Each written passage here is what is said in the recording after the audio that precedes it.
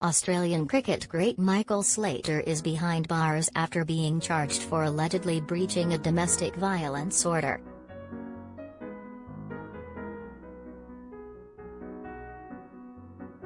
The 51-year-old was initially arrested in Manly on October 20 and charged with stalking and using a phone to harass his former girlfriend Melanie Livesey.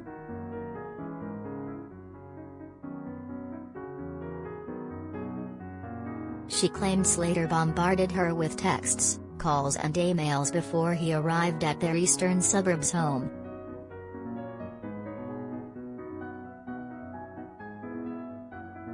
At 7:45 a.m. on Wednesday, he was apprehended by police again and taken to Manly Police Station.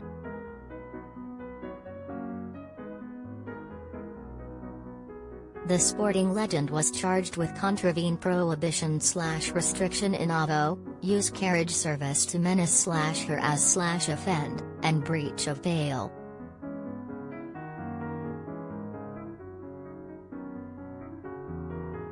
He was refused bail and appeared in Manly local court on Wednesday.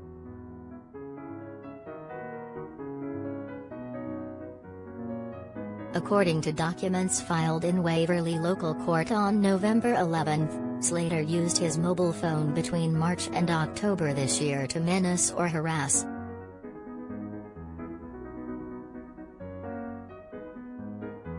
The intimidation allegedly occurred between October 12 and 13 in Randwick, in Sydney's east.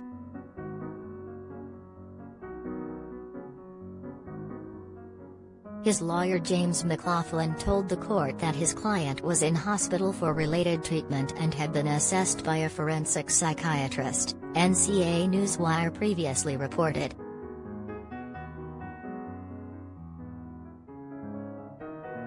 McLaughlin said he would be applying to have the matter dealt with under Section 14 of the Mental Health Act on December 23, and indicated a plea would be entered on that occasion.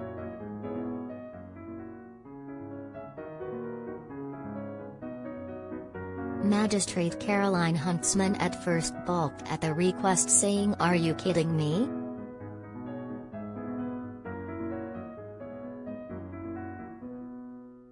The magistrate explained the busy court workload was terrible and would be inundated with bail reviews just before Christmas.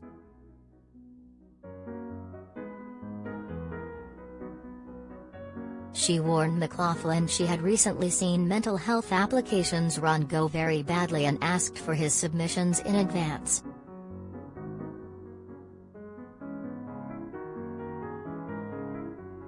"I have seen Section 14 applications run outrageously poorly and you will not, I'm sure, but I want written submissions, everything, to respect the court's time, material sent to us in advance," Ms. Huntsman said.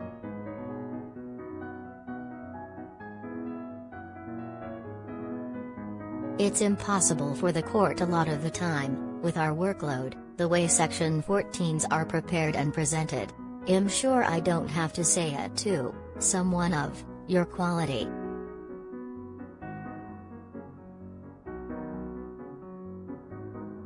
Ms. Huntsman agreed to grant Slater the December hearing date and he will return to court on December 23.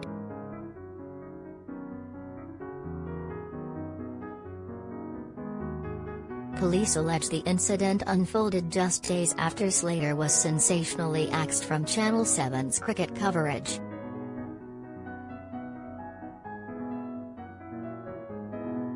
His sacking from Channel 7 has been linked to his controversial comments criticising Australia's travel restrictions, after he flew to India to commentate on the Indian Premier League competition and as the COVID-19 pandemic took hold.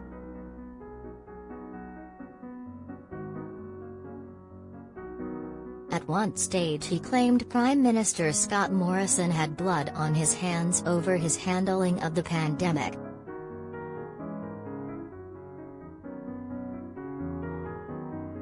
The retired opening batsman told the PM in a series of tweets to get on his private jet and come and witness dead bodies on the street.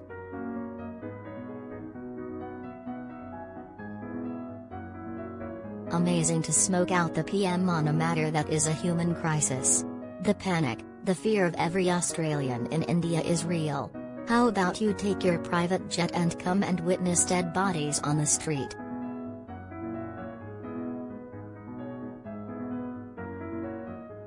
Speaking after the incident, the former batsman said he was completely overwhelmed and did not mean to be disrespectful.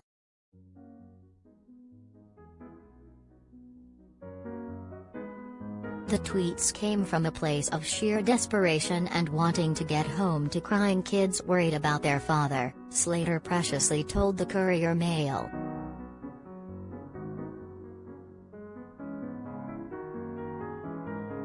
It got very emotional. We got to Ahmedabad and we went past a COVID testing site. We'd see all these dead bodies on the side of the road. I've never seen anything like it in my life. It was so horribly confronting.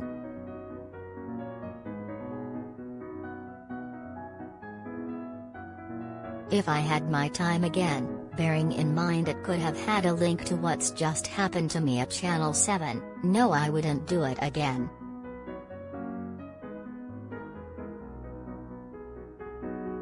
Slater and his partner Melanie Livesey sold their home in Randwick in August this year for $5.65 million, just a year after buying it for $3.8 million.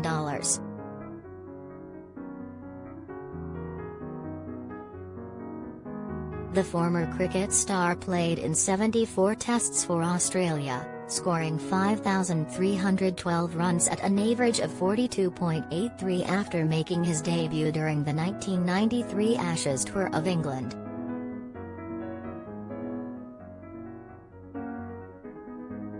The opening batsman also played 42 one-day internationals, scoring just under 1,000 runs before retiring from major cricket in 2004.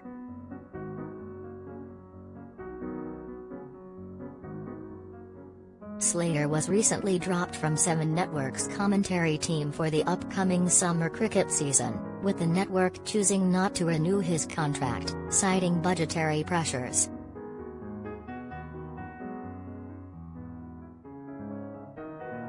In 2021, Slater travelled to India to commentate on the Indian Premier League competition.